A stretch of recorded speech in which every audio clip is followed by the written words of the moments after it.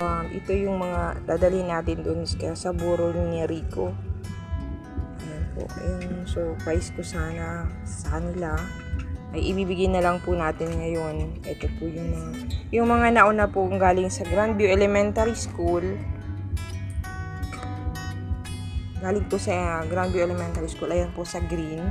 At ito po yung mga dadalhin natin ngayon sa burol ni Rico kasi hindi naman na tayo pwedeng makabili ng gatas kasi po wala na si Rico. Ayan po, sa lahat po ng family Padua, condolences po sa inyong lahat.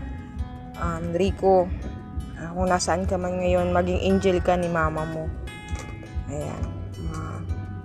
Ikaw na po ang bahala sa kanya, Lord, kung nasaan man ngayon si Rico. At alam namin na may dahilan kung bakit po kinuha mo na si Rico. Siguro upang hindi na siya mahirapan.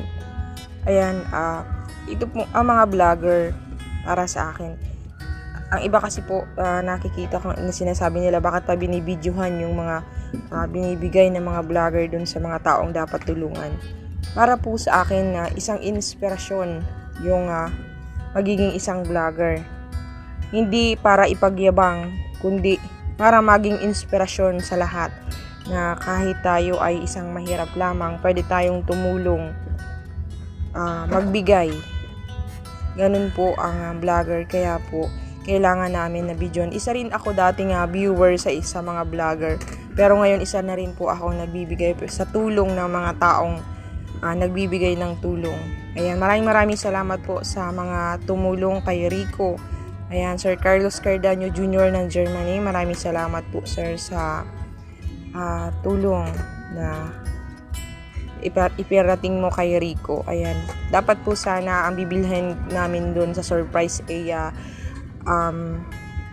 Christmas light and Christmas tree. Kasi lang po nagbago ang ating plano, kaya ito na lang po ang nabili natin para kay Rico. Ayan, maraming salamat po Sir Carlos Cardaño Jr. sa iyong kabutihan at sa lahat po na naging katuwang namin ni Jen at sa lahat po na tumulong kay Rico. Maraming salamat po sa inyong lahat and shout out po sa inyong lahat. Walang hanggang pasasalamat. I love you all. Ayan, Rico, para sa iyong lahat ng yan. Ayan, thank you so much po.